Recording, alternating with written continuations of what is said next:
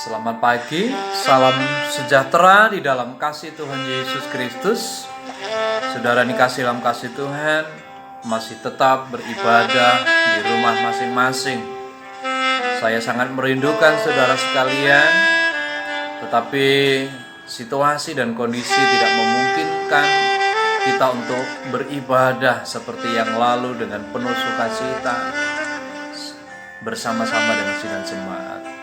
Karena itu terus berdoa supaya Tuhan memberikan pertolongan, memulihkan bangsa kita dari pandemi COVID-19 sehingga kita dapat kembali bersukacita mempermuliakan Tuhan. Saudara yang kasih dalam kasih Tuhan, pagi hari ini saya mengajak saudara untuk membuka Alkitab yang ada di dalam Efesus pasal 4 ayat yang ke-10. Demikian bunyi kebenaran firman Tuhan. Ia yang telah turun, ia juga yang telah naik jauh lebih tinggi daripada semua langit untuk memenuhkan segala sesuatu. Saudara yang dikasihi dalam kasih Tuhan, kepada sidang jemaat yang ada di Efesus, Rasul Paulus menyaksikan, menyampaikan tentang siapakah Yesus, pribadi Yesus yang sebenarnya. Dia katakan, saudara yang kasih dalam kasih Tuhan, ia yang telah turun, Yesus yang telah turun. Turun dari mana saudara-saudara? Ya, yaitu turun dari surga tentunya. Saudara yang kasih dalam kasih Tuhan, Yesus adalah pribadi yang luar biasa. Ya. Mulai dari kehidupan Yesus sehari-hari dalam pelayanan. Mulai melalui kematian Yesus, saudara-saudara. Melalui peristiwa kebangkitan Yesus. Dan klimaknya adalah kenaikan Yesus. Semuanya membuktikan bahwa Yesus adalah pribadi yang berkuasa. Semuanya membuktikan bahwa Yesus adalah Tuhan yang maha kuasa, yang dapat dipercaya dan pasti dapat menyelamatkan setiap orang yang percaya. Saudara yang kasih dalam kasih Tuhan, Yesus turun dan setelah menyelesaikan segala tugasnya di bumi, mengerjakan semua tanggung jawabnya untuk menyelamatkan manusia, menaklukkan maut dan segala kuasa ditaklukkan di dalam diri Yesus. Maka ia naik. Saudara yang kasih Tuhan, mengapa ia naik? Mengapa ia mesti kembali? Mengapa ia mesti naik ke surga? Karena saudara-saudara yang kasih Tuhan, Yesus itu berasal dari Bapa. Yesus itu saudara-saudara berasal dari surga. Maka ia kembali kepada Bapa, ia kembali ke surga. Ya. Dan saudara yang kasih Tuhan, hari Kamis yang lalu, ya, firman Tuhan juga menyebutkan saudara-saudara bahwa ia kembali, ia ke surga. Ya. Bukan untuk kepentingan sendiri, tetapi juga karena ia memikirkan saya dan saudara yang percaya kepada Tuhan. Ya, menyiapkan tempat yang mulia, tempat yang indah, tempat yang belum pernah ada di bumi ini. Tidak ada tempat yang dapat menggambarkan surga itu, saudara-saudara.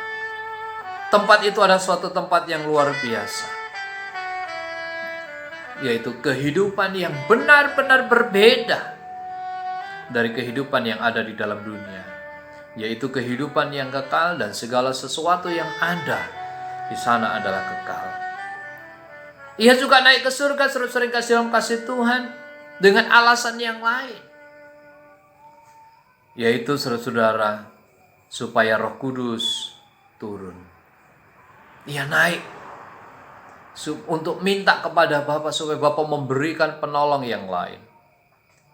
Saudara yang kasih dalam kasih Tuhan, penolong yang lain adalah Roh Kudus yang menyertai kita untuk selama-lamanya. Ya. Roh Kudus, saudara yang kasih dalam kasih Tuhan, ini membuat kita merasa bahwa kita ini bukan yatim, kita ini bukan yatim piatu, kita ini tidak sendiri. Roh Kudus itu, saudara yang kasih dalam kasih Tuhan, dunia tidak mengenal Roh Kudus. Dunia tidak dapat menerima Roh Kudus karena dunia tidak mengenal Dia. Tetapi kita mengenal Dia karena Roh Kudus itu menyertai kita untuk selama-lamanya. Saudara yang kasih dalam kasih Tuhan, adakah hal yang lain yang dikerjakan oleh Yesus? Adakah saudara-saudara yang kasih dalam kasih Tuhan, kepentingan yang lain yang dilakukan oleh Yesus ketika Ia naik ke surga? Saudara yang kasih dalam kasih Tuhan, Yesus naik dan duduk di sebelah kanan Allah. Yesus menjadi pengantara. Yesus menjadi imam besar bagi setiap orang yang percaya. Saudara yang kasih Tuhan, di dalam perjanjian lama tugas imam besar sebagai pengantara, sebagai mediator antara umat Allah dengan Allah. Imam besar dalam perjanjian lama adalah orang yang dapat masuk ke ruang Maha Kudus membawa darah lembu jantan sekali dalam 1 tahun untuk memperdamaikan manusia dengan Allah. Tetapi saat ini saudara-saudara, Yesus di surga menjadi imam besar bagi kita yang percaya kepadanya. Ia tidak membawa darah domba, tetapi ia membawa darahnya sendiri. Bukan sekali setahun, tetapi sekali dan untuk selamanya. Sebagaimana Allah itu Esa, maka pengantarannya yaitu Esa. Tidak ada imam besar yang lain. Tidak ada pengantara yang lain. Hanya Yesus satu-satunya pribadi yang menolong kehidupan kita. Jadi saudara-saudara yang kasih Tuhan, sekalipun ia ada di surga, sekalipun ia sudah mengerjakan pekerjaannya di bumi dengan sempurna, tapi ia tetap tidak berdiam diri. Ia akan tetap menjadi pengantara. Ia akan tetap mendengar segala rintihan, segala pergumulan kita. Tugas Yesus sudah diselesaikan dengan sempurna. Menjadi pertanyaan kita saat ini adalah, apakah sebagai murid-murid Tuhan, kita juga sudah menyelesaikan setiap pekerjaan kita?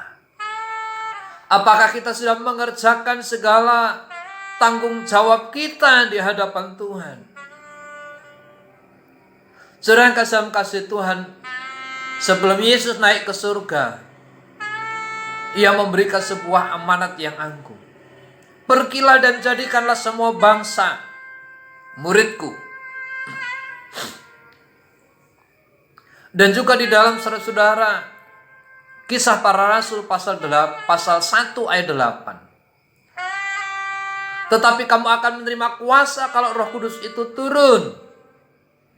Kamu akan menjadi saksiku di Yerusalem, Yudea, Samaria, dan sampai ke ujung bumi. Saudara, menjadi saksi itu bukanlah sesuatu yang mudah, sesuatu yang gampang. Karena di sebuah pengadilan, seorang saksi itu diambil sebelum kesaksiannya diambil, dia disumpah dulu. Supaya apa? Supaya dipastikan ketika dia bersaksi yang disampaikan adalah fakta, adalah kebenaran. Demikian juga dalam kehidupan kita sebagai saksinya Kristus. Maka apa yang kita ucapkan itu haruslah fakta, haruslah kebenaran. yang berasal dari Tuhan. Karena saudara-saudara, sebelum kita menjadi saksi Tuhan, kita harus memastikan bahwa setiap ucapan kita, setiap tindakan kita, perbuatan-perbuatan kita adalah sebuah kebenaran. Selain itu saudara-saudara, menjadi saksi di tengah-tengah dunia yang jahat bukanlah perkara yang mudah, bukan perkara yang gampang. Itu sebabnya saudara-saudara, ya, diperlukan yang namanya Roh Kudus. Diperlukan yang namanya kuasa. Jadi bukan hanya asal pergi, asal bicara, asal bertindak, tidak. Murid-murid Tuhan menantikan Roh Kudus. Karena mereka tahu bahwa mereka lemah, mereka tidak mampu, sekalipun mereka adalah murid-murid yang diajar secara langsung oleh Yesus. Demikian juga dengan kehidupan kita. Saudara yang kasih Tuhan, kekuatan kita, kemampuan kita itu sangat terbatas. Kita lemah dan tidak mungkin kita dapat menjadi saksinya Tuhan tanpa kuasa dari Tuhan, tanpa kuasa dari Roh Kudus. Itu sebabnya undang Roh Kudus, minta Roh Kudus untuk memimpin kita, menuntun kita, mengajarkan kita, mengatakan dan melakukan kebenaran. Hanya Roh Kudus yang memampukan kita untuk mengerjakan tugas Tuhan dengan sempurna. Sampai Tuhan datang kedua kali, kita harus menjadi saksi. Selesaikan tugas itu, menjadi hidup dalam kebenaran sebagai saksinya Tuhan. Tuhan Yesus menolong kita, Roh Kudus menolong kita sampai Tuhan datang kedua kali. Tuhan memberkati kita.